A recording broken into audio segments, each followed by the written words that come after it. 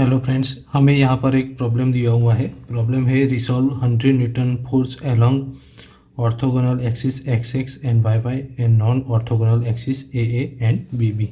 तो यहाँ पर हमें ऑर्थोगोनल और नॉन ऑर्थोगोनल एक्सिस की मदद से कंपोनेंट फाइंड करना है। तो सबसे पहले हमें ये जानना है कि व्हाट इज़ ऑर्थोगोनल।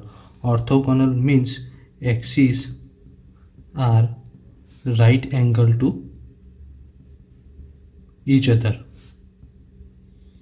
जो एक्सिस होती है वो एक दूसरे के राइट एंगल में होती है। ये दो एक्स एक्सिस और वाई एक्सिस, यहाँ पर 90 डिग्री एंगल और ये भी 90 डिग्री एंगल। तो इस तरह axis 90 degree right angle to each other होती है ऑर्थोगोनल एक्सिस में। और non orthogonal axis means axis are not right angle to each other. जो एक्सिस एक दूसरे से राइट एंगल में नहीं होती है, दैट मीन्स ये ए और जो बी बी एक्सिस है, ये देखो राइट एंगल से भी ज़्यादा एंगल है और यहाँ पर राइट एंगल से भी कम एंगल है। तो ये नॉन ऑर्थोगोनल एक्सिस हो गई। तो सबसे पहले हमें ऑर्थोगोनल एक्सिस एक्स एक्स और वाई वाई की मदद से हमें कंपोनेंट फाइंड करना है। तो यहाँ पर है resolve 100 newton force along orthogonal axis X X and Y Y. कौन से एक्सिस? ऑर्थोगोनल। तो इसकी मदद से हमें कंपोनेंट फाइंड करना है। तो सबसे पहले हमें यहाँ पर लोड दिया हुआ है 100 न्यूटन। 100 न्यूटन लोड दिया हुआ है। तो component along x x axis find करने को बोला है। तो यहाँ पर एक्स एक्सिस से ये जो 100 न्यूटन फोर्स लगता है वो 30 डिग्री एंगल पे लगता है। तो उसके हमें कंपोनेंट में कन्वर्ट करने के लिए ये जो हॉरिजॉन्टल कंपोनेंट आएगा 100 cos 30 डिग्री, और यहाँ से जो वर्टिकल कंपोनेंट बनेगा वो है 100 sin 30 डिग्री। तो हमें एक्स एक्सिस के अलोंग जो कंपोनेंट है वो है 100 cos 30 डिग्री। तो हमें कंपोनेंट अलोंग एक्स एक्सिस मिलेगा 86.60 न्यूटन। और इसी तरह हमें कंपोनेंट अलोंग वाई एक्सिस जो है 100 sin 30 डिग्री, तो हमें कंपोनेंट अलोंग वाई मिलेगा 50 न्यूटन। तो इस तरह हमें ऑर्थोगोनल एक्सिस के कंपोनेंट मिल जाएंगे। अब हमें नॉन ऑर्थोगोनल एक्सिस के कंपोनेंट फाइंड करना है। वो थोड़ा टिपिकल है, इसके लिए आपको फिगर को समझना ज़रूरी है। तो ये ए और बी है वो नॉन ऑर्थोगोनल एक्सिस है। तो उसके कंपोनेंट फाइंड करने के लिए सबसे पहले हमें ए से बी का एंगल, यहाँ पर देखिए ए से बी का एंगल फाइंड करना है। ए से जो 100 न्यूटन फोर्स यहाँ पर लगता था उसको हमने यहाँ पर नीचे ला दिया। तो ये ए से 100, ये ए से 100 न्यूटन फोर्स तक का एंगल फाइंड करना है। फिर ए से बी तक का एंगल फाइंड करना है और 100 न्यूटन से बी तक का, ये जो 100 न्यूटन से बी तक का एंगल, ये तीन एंगल हमें फाइंड करना है। क्योंकि हम साइन रूल जानते हैं, फोर्स जो फोर्स है F1 और उसके सामने का एंगल आएगा साइन अल्फा। इसी तरह फोर्स F2 है तो उसका सामने का एंगल आएगा साइन बीटा, और रिजल्टेंट R है और 100 न्यूटन है जो उसका सामने का एंगल आएगा साइन गामा। तो इस तरह साइन रूल है। तो ये अल्फा बीटा और गामा हमें फाइंड करना है। तो सबसे पहले हम गामा की वैल्यू फाइंड करेंगे, क्योंकि हमें यहाँ पर ये एंगल दिया हुआ है, ये है 20 + 30 + 20। तो गामा हमें डायरेक्ट मिल जाएगा 70 डिग्री। इसी तरह हमें बीटा की वैल्यू फाइंड करना है। तो सबसे पहले हमें यहाँ पर देखते हैं कि ये एक्स एक्सिस से ए एक्सिस तक का एंगल है 20 डिग्री। तो यहाँ पर भी कितना आएगा? 20 डिग्री। और हम जानते हैं कि ये एक्स और वाई ऑर्थोगोनल एक्सिस है, तो उसका जो एंगल होगा 90 डिग्री।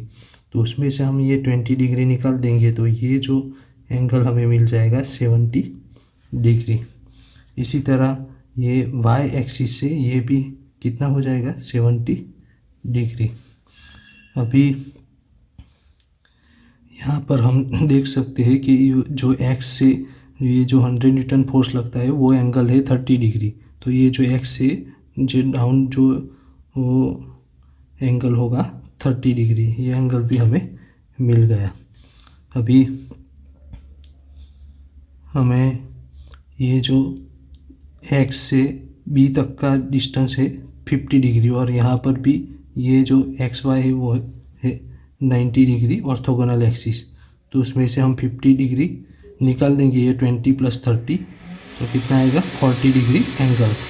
तो ये जो y से b तक का डिस्टेंस कितना हो जाएगा 40 डिग्री। तो ये भी y से b तक का डिस्टेंस हो जाएगा 40 डिग्री और यहाँ पर b से a तक का डिस्टेंस 20 डिग्री है। तो यहाँ पर भी b से a तक का डिस्टेंस हो जाएगा 20 डिग्री।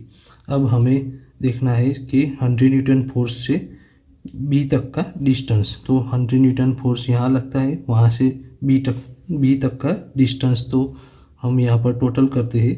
सबसे पहले 100 से x तक का आएगा वो 30 डिग्री, प्लस x से a तक का वो है 20 डिग्री, प्लस a से y तक का वो है 70 डिग्री और y से b तक का वो है 40 डिग्री।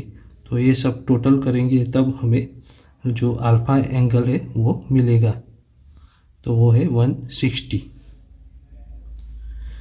अब हमें बीटा एंगल फाइंड करना है। तो बीटा एंगल है वो है 100 से a तक का।